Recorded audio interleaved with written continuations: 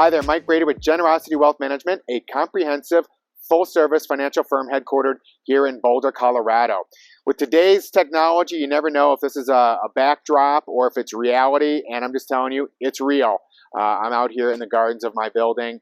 Beautiful, spring day. I want to share it with you, and I'm hoping that you're enjoying the spring weather we've been having as well.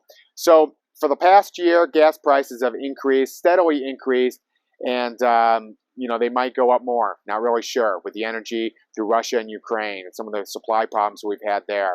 We've got inflation. 12 months ago, we started talking about it. It has steadily increased. Now it is at the high in the last 30 to 40 years. We've got the worst start to the unmanaged stock market index, the S&P 500, in almost 50 years. There's lots of reasons to be pessimistic if you allow yourself to be pessimistic. And we've got continued from the pandemic supply chain issues. What does this all mean? One thing that I like to think about, and I believe that you should as well, is what's the long-term impact of some of the changes that happen. We've had globalization now for many decades, and I continue to think that that's a good thing. It's not perfect. It's not a panacea. I think that's one of the things that we're finding out is just because you do business with a country like Russia doesn't mean that they won't invade you, or they might invade another country, one of your allies, that puts you at odds. We are interconnected, which is both good and bad.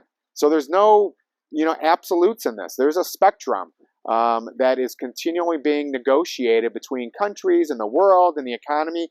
Things are complex. The older I get, that is one of the messages and one of the things that I've learned is that it's not if A then B, it's A plus B plus C plus all these things, and then I might have an output of X, Y, or Z. The many things contribute to an ultimate equation, to the solution, to the output.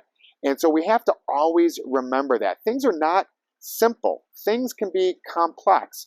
And so we take that humility of not knowing exactly what the future holds into the decisions that we make. I remember back in the 1990s, this is before I owned my house, I was in my 20s, okay, and listening to this older couple. Of course, this old couple were in their 40s, younger than I am right now, and they said, oh no, we rent here in Boulder because it's so expensive. We think that it's a real high in the market. We'd be crazy to buy a house here in Boulder. Really? What do any of you who have property think of that decision? Not very long sighted, not very forward thinking. I remember when I bought my house that I've lived in for the last 22 and a half years. I bought it in 2000, which was pretty much the high of the tech bubble. I remember people saying, oh my God, housing is at a bubble and you're kind of a fool for having bought it. Since then, it's doubled, it's tripled, okay, depending on what source you want to go to, and I've lived in it the entire time. I love my house. I'm probably going to die in it, hopefully many decades from now, and it's served my purposes. So just yesterday, I was talking with someone who's considering real estate again, and they said, well, should I really buy because it's really at a high? Well, it is at a high from where it was 5 years ago, 1 year ago, 5 years ago, 10 years ago. When we look back 10 and 20 years from now, are we going to say that it was at a high now? Most people would say no. I'll bet you that if you really think to yourself, wow, if I have a 10 or 20 or 30 year house that I'm going to live in or rent out, it's probably now might be the low. Let's take that into investments. It's the same concept. When you have a diversified portfolio, and I'm going to put up on the screen some bar graphs that you've seen before, that a diversified portfolio of 50% of a diversified unmanaged stock market index and 50% of a bond index diversified, there's actually never been a 5-year time horizon going back to 1950. 100% of the time, it is at least broken even or made money over a 5-year time horizon.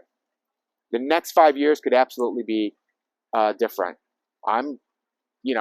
Frankly, it's still something that I believe is important for me to think that I'm making a bet. That's why I have investments that 5 years from now might be the low. in the markets. I said 2 years ago, when the markets went down significantly, that I thought it was an oversold position. And we might, for the rest of this year, the markets as an unmanaged index might still be down. It might happen, absolutely. Could even be in the next 2 years. But that's why we always have to have the time horizon of, you know what? It might be high right now, might feel that way. It's definitely lower than where it was 4 months ago. That's the reality. But it's higher than where it was a year ago, 5 years ago, 10 years ago, 20, 30. Going forward, 9 months from now, it could be lower. 2 years from now, it could be lower. It could be lower. There's no guarantees anytime in the future. However, the reason why we have investments is because we believe that in the future it will be higher. We don't know exactly when that will be, but I would guess that it's now is the low and we'll be happy in the future. Even though the ride, the fun of seeing it go up every single month isn't there, okay, it stinks along the way. That's the reason why you don't look at it every day, every week, or even every month. That's why you've got to string these things together. There are reasons to be pessimistic. There are reasons that I'm concerned. I'm not going to lie. If the Fed doesn't get this inflation, these numbers under control, that will be bad for the economy. That will not be good. You know what? We have recessions periodically. That's why we keep our investments, keep our strategies sound, and we stick with it. That's what we do here as well. Mike Brady, Generosity Wealth Management. Give me a call at any time, 303-747-6455. You have a wonderful day, week, month, and let's make it a great year. Bye-bye.